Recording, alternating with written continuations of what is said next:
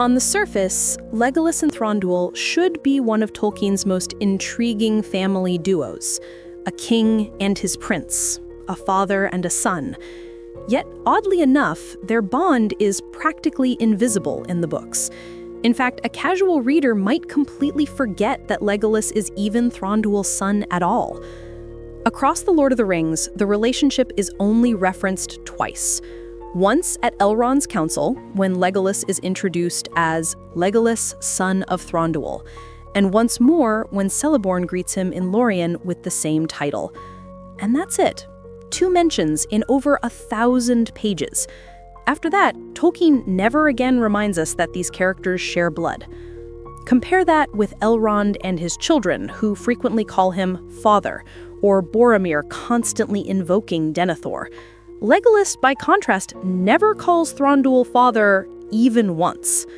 Instead, when he speaks of his duties, Legolas says things like, "If my elven lord allows it."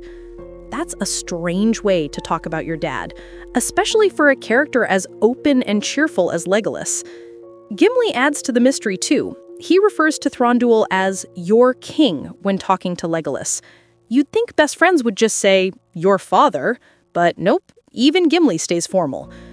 So what's going on here? Why does Tolkien keep the relationship so vague? One possible explanation is purely meta. Legolas was something of a late addition to The Lord of the Rings. Tolkien never gave him the genealogical deep dive he gave Aragorn or even obscure hobbits. He's introduced as elf from Mirkwood, good with a bow, and left at that. His family ties just weren't narratively important. But if we dig into the story itself, things get even curiouser. Why was Legolas, of all people, the one sent to Rivendell to report Gollum's escape? Think about it, that's not exactly a glamorous mission. It's more like a low-level errand. Like, oops, sorry Gandalf, we lost your prisoner. If Legolas were Thranduil's heir, wouldn't he be needed at home? Especially with Mordor looming and Erebor's dwarves anticipating war? This suggests that Legolas might not have been the firstborn at all, but perhaps a younger son. That would explain why his relationship with Thranduil isn't emphasized. His duty was more as a soldier and messenger than as the heir to a throne. Another clue, during the Council of Elrond, Legolas himself implies he was directly responsible for guarding Gollum. But why would a prince be assigned prison guard duty? And why doesn't Legolas even seem to understand Gollum's importance? If Gandalf had explained the stakes, Thranduil surely would have drilled it into his son's head. Yet Legolas acts as though he was left out of the loop. That feels less like a close father-son partnership and more like Thranduil simply assigning him a job without much explanation. This all circles back to Tolkien's recurring theme of duty. The times Thranduil and Legolas are connected in the text, it's always in terms of responsibility. Legolas as a messenger, Legolas as the Woodland Realm's representative, Legolas as a subject to his king. Their personal bond is invisible. Compare that to other Tolkien families where duty and kinship go hand in hand. Here, duty seems to replace kinship altogether.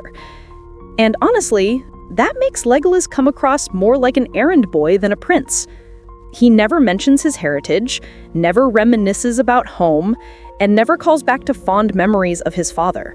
After the war, he doesn't even settle back in Mirkwood. He stays in Minas Tirith with Aragorn, travels to Fongorn and the Glittering Caves with Gimli, and finally settles in Ithilien. Legolas chooses mortal friends over his immortal father. He also consistently shows more reverence towards Aragorn than Thranduil. Time and time again, he praises Aragorn, follows his lead, and ultimately chooses him as his king. For all Tolkien's silence, the implication is clear. Legolas felt closer to Aragorn than to Thranduil. So was their relationship bad? Not necessarily. There's no hint of estrangement or open hostility. But was it close? That's doubtful. Thranduil seems to be a king first, and a father second, and Legolas seems more attached to his duties, his friends, and the new world he helps build than to the family he leaves behind. Now, that's the book version. The films, of course, paint a different picture. In the Hobbit movies, Legolas is portrayed as a dutiful son, loyal to Thranduil, but not particularly warm with him. In Desolation of Smaug, he mostly follows his father's orders, though he clearly prioritizes Tauriel's safety above everything else. By Battle of the Five Armies, his loyalty is tested.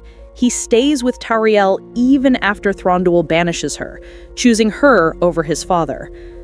Peter Jackson's films also add a backstory that isn't in Tolkien's text: the death of Legolas's mother. We're told she was killed in Angmar, and Thranduil never speaks of her. Legolas even says, with a sad smile, "There is no grave, no memory." This suggests that he once had a loving family life that was shattered by her death. Thranduil's grief, his obsession with the white gems of Lascalain, and the traumas of dragonfire and betrayal hardened him into the cold, distant figure we see. And when Thranduil closed himself off, Legolas lost not only a mother, but also much of his father. In that reading, Legolas's distance isn't rebellion, it's loss. The films imply he became emotionally independent long ago, shaping his identity apart from Thranduil's shadow. And that's why, in both the books and the films, he seems more defined by his friendships, especially with Aragorn and Gimli, than by his family ties. So what was Legolas's relationship with Thranduil like? In the books, it's practically invisible. More duty than intimacy, more title than kinship. In the films, it's distant, but layered with grief and loss. Either way, Legolas stands out as one of the few Tolkien characters whose family ties are background noise, rather than defining features. And maybe that's the point. Legolas isn't just the son of Thranduil.